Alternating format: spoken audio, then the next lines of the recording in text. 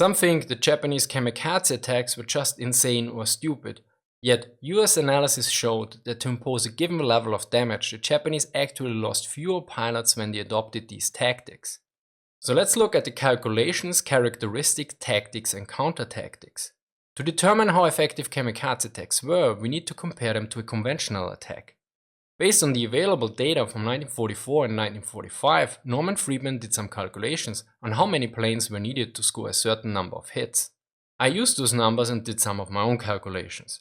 Let's assume 120 Japanese planes would carry out a conventional attack. The combat air patrol of the US Navy would destroy around 60% of such an attack. Thus 72 planes shot down, leaving us with 48 attacker aircraft going for the strike. Of these 48 planes, about 33% would be shot down by anti-aircraft fire. The 16 planes would be shot down and 32 would make it to the final run. Now of these 32 aircrafts, only about 15 would score a hit, thus leaving us with 4 to 5 hits, statistically speaking. In other words, the Japanese needed about 120 planes to score around 5 hits, while losing 88 planes and pilots in the process. Now let's look how many kamikaze planes were needed to achieve a similar amount of 5 hits. So let's do the calculations in reverse. First, the hit rate. Although Friedman calculated in his book with a rate of 100%, I lowered the value to 80% to have a more conservative value. Thus for 5 hits, 6.25 planes would be needed to make it through the AA screen. So let's say 7 planes.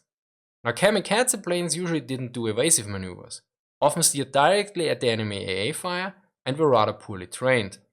Thus the loss ratio in the AA screen was estimated at 50%. As a result, 14 planes would need to make it through the combat air patrol. Now we can calculate the required number of planes. Again, I adapted the numbers from Friedman. He used a kill ratio of 60%, whereas here I use a more conservative value of 75%. Meaning that 56 kamikazes would be necessary, whereas with Friedman numbers it would be 35. Let's take the more conservative number here and compare them to a conventional attack. So 56 pilots and planes lost for about 5 hits in a kamikaze attack versus 88 pilots and planes lost for about 5 hits in a conventional attack, yet a total number of 120 planes and pilots needed. Although this is far from a perfect assessment due to many factors being not accounted for, like the different kinds of damage a hit would result in, more fuel needed for a conventional attack due to the necessity of them being able to return to base, more training time required for conventional pilots, and many other factors. Yet most of these factors are actually in favor of the kamikaze attacks in terms of a loss to hit ratio. So this calculation is in line with the observation of a Japanese officer. A Japanese officer later said that his country had adopted suicide tactics because conventional tactics were inherently suicidal. Similarly, the author of Kamikazes, Corsairs and Picket ships, Okinawa 1945, put it this way. Kamikaze attacks, rather than being fanatical missions launched by madmen, were actually the only possibility for the Japanese to prevent the invasion of their homeland. They were the only rational means by which it could be demonstrated to the Americans that an invasion of Japan would be too costly. Now, to give you a better understanding of kamikaze attacks, let's look at some characteristics of the raids by the Special Attack Corps. And first we need to clear something up. The name kamikaze is most likely wrong and the result of a misinterpretation. Kamikaze, used as a term to identify the Special Air Corps, is generally thought to be an erroneous pronunciation of the Japanese characters by the Japanese Americans. In the Imperial Japanese Navy, the corps was called the Shimpu Tukubetsu Kogikitai. The characters for Shimpu can also be read as kamikaze, hence the commonly used name in Western works. Well, luckily, if you had a problem with erroneous pronunciation, you wouldn't be around in this channel anyway, so let's move on. Now, kamikazes have various strengths and weaknesses, which are also highly dependent on the point of view. For instance, they were mostly untrained, thus they required less training time and were less resource intensive than regular pilots. Yet it also meant they needed to be guided to their targets. Another aspect was the following. For most kamikaze pilots, it probably was their first combat mission and their last. Our fighter pilots constantly reported in amazement the ease with which they had destroyed the enemy. A division of 4 fighter pilots on the Yorktown amassed a total of 50 enemy planes between themselves, without so much as receiving a single enemy bullet in any of their planes. No evasive action became a stock phrase in the pilot reports describing the reaction of enemy planes which were destroyed. Now, the no evasive action also relates to the next point, namely that most were determined to die in the attack. This had various implications when it came to anti-aircraft fire. A regular pilot would likely evade or break off the attack, whereas kamikazes often went directly for the most intensive fire. One needs to remember, during the Second World War, anti-aircraft fire was most often a deterrent rather than a means of destroying incoming aircraft. This had further implications. On ships, 50 cals became basically useless due to their limited firepower and range. Even 20mm anti-aircraft guns were considered not powerful enough. Although it was taken under fire by 20mm guns, they were not powerful enough to stop its run, and the enemy planes crashed into the port side of the 195. Similarly, the planes were often not equipped with standard loadouts. Some had their guns removed, others had additional bombs strapped to them. And it seems that basically no kamikaze plane was without a bomb. This included fighters. The number of planes available for suicide missions was in serious decline. To make the remaining 6 more effective, the Japanese began to equip them with 1,100-pound bombs and radar. In general, the aircraft types used for kamikaze missions ranged from the K-5Y biplane trainer to the MXY-7 Oka flying bomb, and lots of planes in between. And since kamikaze flights were per definition one-way flights, this allowed to use planes that would usually have been out of range. Now, although so far I mentioned mostly Japanese Navy planes, the Japanese Army Air Force had also kamikaze planes. Although both Japanese Air Forces had different organization and targets for their suicide units. Unlike the Navy, which included special attack planes in each unit, the Army set up separate units comprised solely of kamikazes. Patriotic pilots volunteered for these units. The Japanese cooperation between the two branches was rather lackluster even at this stage of the war. Yet they agreed to cooperate, especially in providing fighter support for the missions. But years of inter-service rivalry had taken its toll. They agreed on sharing bases and also agreed that the Navy would primarily target the carrier task forces, whereas the Army would attack convoy and troop carriers, since those were easier to hit and the Army pilots were less experienced with moving targets than the Navy. The final aspect is the damage done by a successful kamikaze strike.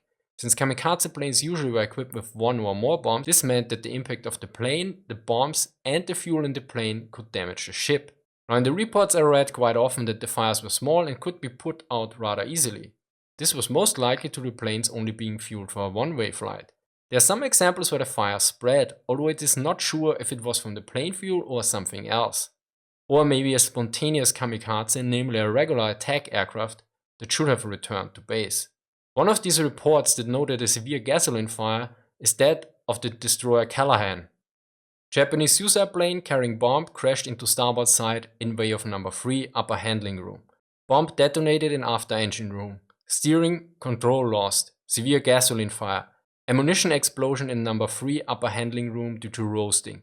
15 degrees starboard list and trim by stern. Progressive flooding after living compartments. Abandoned ship. Whereas the destroyer Drexler had the fires quickly extinguished. Japanese suicide plane crashed into starboard side just below main deck in way of after fire room. Gasoline fire quickly extinguished. 40mm ready service projectiles burned. Steam lines in after fire room and both engine rooms ruptured. Dead in water. Now let's look at kamikaze tactics because they were far more sophisticated than one might believe. The Kamikaze campaign demonstrated all the limitations of existing equipment, most of which the Japanese seemed to understand. As already outlined, kamikaze tactics were a reaction to the limitations the Japanese Air Forces faced in terms of equipment and training, combined with the sophisticated US fleet defense.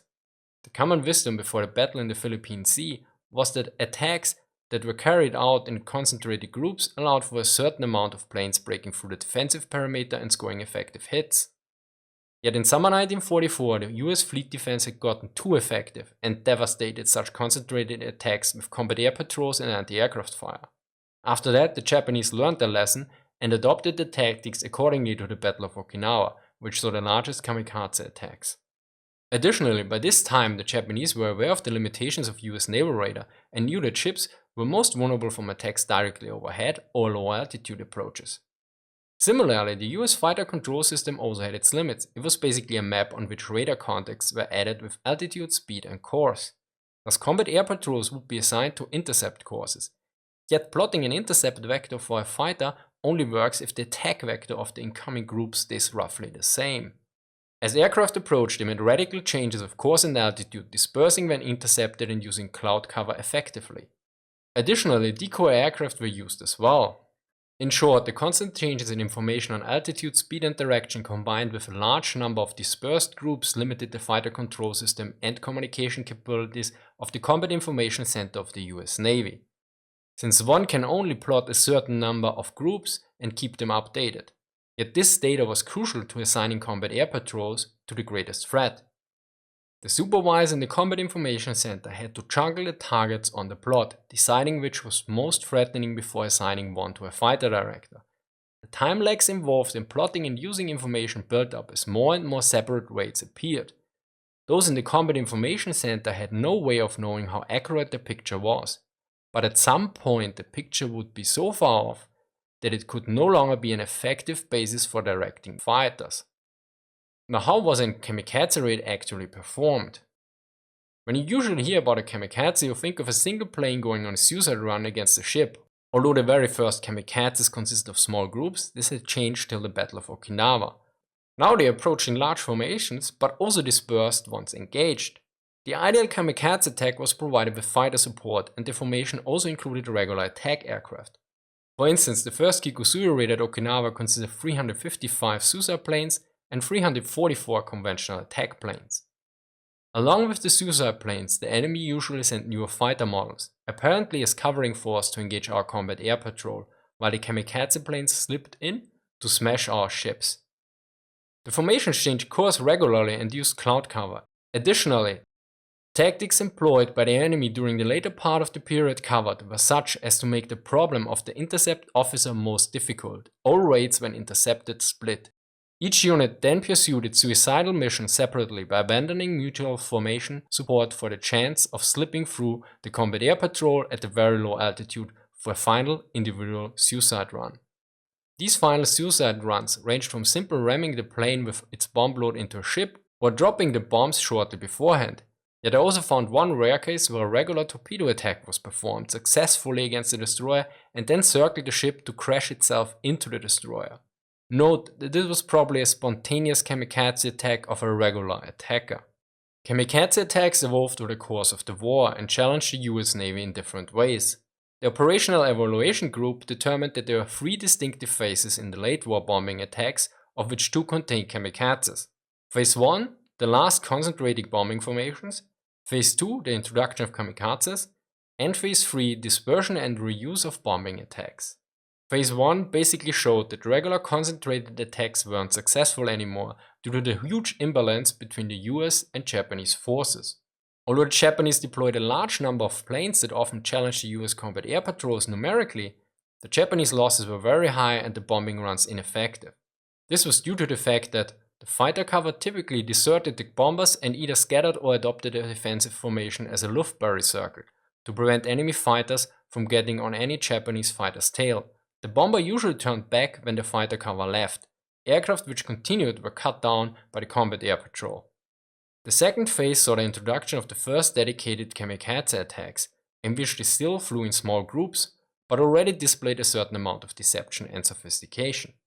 In successful raids, a single large group would generally split up 80 to 100 nautical miles from the target into a smaller group of 3 to 6 aircraft and a larger one of 6 to 15. Both groups would then maneuver to separate altitude, bearing and range, the larger group following the smaller 10 to 20 minutes behind. Sometimes would use cloud cover if available. If intercepted, the groups would break up and try to evade individually by diving away to the water or flying into clouds. If they weren't intercepted and reached a distance of about 60 nautical miles to their target, they went into a shallow dive, and once close enough, kamikazes went into their final dives. The third phase raids were the most sophisticated. The Japanese used mass raids of suicide planes but dispersed these flights, used evasion regularly and added also deception, like dropping chaff or window which would look on radar like aircraft. Most planes flew at a low altitude and the US fleet lost at least 24 ships to kamikazes, and many more were damaged, sometimes severely. The data, or better the corruption of it, is a good indication that the direction of the US fleet defense was overwhelmed at times. Post-war analysis was complicated by the absence of a complete combat information center information. The Japanese tactics effectively countered CRC capabilities. For example, CRC tracked incoming aircraft by assuming that they maintained steady course and speed, and aircraft flying erratically countered that method. In order to counter kamikazes, various methods were used, and existing methods like combat air patrol were adapted or improved. One counter tactic was to use radar picket stations in an improved variation. Picket ships were originally usually single destroyers that operated away from the main force in order to detect both surface and air contacts. Yet in late 1944, early 1945, the threat by the Japanese surface ships had greatly diminished, whereas kamikaze attacks were the new threat. Since one ship alone was deemed too vulnerable due to kamikazes usually attacking in small groups, thus severely reducing the AA capabilities of a single destroyer. Anti-aircraft firepower of these stations was augmented as practical, and finally standardized at 3 destroyers and 4 landing craft support on each station. Destroyer types on picket station were further increased when air attack was expected. The main objectives of picket stations were first to warn about approaching enemy aircraft and second to direct combat air patrols to the enemy planes. Usually 2 aircraft were stationed above a picket station and called radar picket patrol, although the number could be larger if deemed necessary. In total, around 48 planes were deployed during quiet times, whereas during mass attacks 120 or more aircraft might be assigned for radar picket patrol. Be aware that these picket ships were not intended to attack incoming kamikazes or other attackers. The mission was to direct American aircraft and combat air patrol to intercept enemy aircraft. Therefore, firing at night or otherwise calling attention to the picket ships on station defeated the purpose.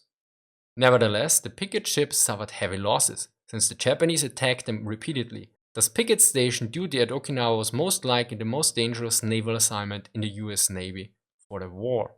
Yet the system itself fulfilled its role, and Vice Admiral Richmond K. Turner noted, "The picket system operated efficiently. While 8 and 9 picket stations were filled, raids were detected at an average distance of 72 miles from the reference point." Besides using pickets in combination with combat air patrols, another way was to destroy the enemy planes on the ground. The first kamikaze attacks in October 1944 had been severely affected by this due to fighter sweeps on Formosa. Thus, destroying the planes on the ground seems to have been a very effective way. Yet, it is difficult to say how effective airfield attack was or could have been, because kamikaze warfare did not demand a high level of pilot skill. Ultimately, what counted was the number of aircraft which were still serviceable. That turned out to be far more than Allied intelligence estimated. Now, before we conclude this video, let's take a short look at both the high and low tech that didn't see major use, but could have a severe impact in case of an invasion of the Japanese home islands, namely the K-5Y biplane and the MX-Y-7 Oka flying bomb. Let's start with the Yokosuka K-5Y.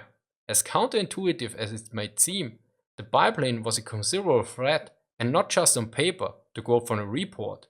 The ability of these old biplanes to absorb punishment is surprising. Numerous machine hits, 40mm, 20mm, 50 cal, were observed on the plane, which attacked at 0148 at range of 200 to 400 yards, but the bullets caused little apparent damage, although a number of VT bursts, the proximity fuses, were evident in the plane's vicinity on both runs.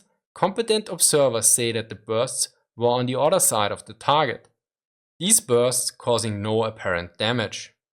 Additionally, it was a training aircraft, thus experienced trainers were added to the pool of kamikazes, or at least support pilots. Furthermore, it was well suited for night attacks, for which the Japanese were training in defense of the home islands. The focus on nighttime attacks also would have a further implication and could have affected the overall combat effectiveness of the US Navy. Throughout the war, aerial attacks at night had been extremely infrequent, and sailors looked forward to the hours of darkness, even more so after the advent of the kamikazes, as time of relative freedom from the fear of death from above, as they repaired damage, took on supplies, and grabbed some sleep. Now you probably might argue, well, it's just a theory, and kamikaze attacks with biplanes by night would have not been a serious threat. Well, remember the first damage report about the destroyer that was sunk by one kamikaze plane, the Galahad? It was sunk exactly by such a biplane night attack, and another, the USS Casey Young, was heavily damaged in July 1945 by a similar attack. Now, at the other end of the technology spectrum, we have the Yokosuka MXY-7 Oka flying bomb. It had a 1200 kg warhead in the nose, was designed for mass production, and constructed from wood and non-critical metal alloys. Thus, similarly to the old Biplanes, the Oka was likely to be immune to US proximity fuses, thus severely reducing the effectiveness of A-fire. Additionally, in some cases, it was completely unnoticed. Lang's men were surprised to see an Oka hit the water 500 yards to the port. No one had seen it attack the ship. At 15:04, they observed the second Oka crash off their port bow. They had not seen or fired on the rocket plane until the last moment. The main weakness of the Oka was its form of delivery. It was usually attached to bombers like the GM-4 MBD, which still had to get quite close to the target before dropping the Oka. The slow and cumbersome parent aircraft proved to be extremely vulnerable when approaching within a few miles of well-defended targets, and production of the Oka Model 11 ceased in March 1945. Yet there was a different version designed, the Model 22, with a smaller warhead, longer range, and shorter wings, in order to be used in a faster parent aircraft, and also be dropped further away from the target. There were other variants in development as well. One was designed to be launched from caves in order to provide defense of the home islands. The main advantage of the Oka was its high speed of 650 km per hour, and British analysis of US data showed that higher speed of Kamikazes severely increased the chances of their success. During the Battle of Okinawa, the Oka had a rather limited impact due to two factors. One was that many were lost due to the motherships being intercepted, and the second was that it was used mostly against destroyers, which could result in an overpenetration. They had been one of the few ships to be hit by a Japanese Oka-piloted bomb. The craft has been designed to attack much larger ships with heavier construction, and its high rate of speed caused it to pass right through the destroyer's relatively thin sides before exploding. To conclude, although the actions of the Special Attack Corps, usually referred to as Kamikaze, are often portrayed as useless attacks by madmen that just steered their planes into ships, the available information clearly shows that Kamikaze tactics were more effective in a friendly losses to enemy damage aspect than regular attacks. Additionally, the planning, coordination, and execution of these attacks in the later stages clearly showed that the Japanese were mostly aware of the capabilities and limitations of US fleet defense, and to a certain degree were able to overwhelm it. Thus, they were definitely not simple nor unsophisticated attacks. Well, I hope this video answered a few questions, and if you like this content, consider supporting me on Patreon. Remember, every dollar helps improving the videos. A big thank you to Naval Institute Press for providing a complimentary copy of Fighters Over the Fleet, and special thanks to Justin and Vodismo for helping me out on this video. As always, sources are linked in the description. Thank you for watching, and see you next time.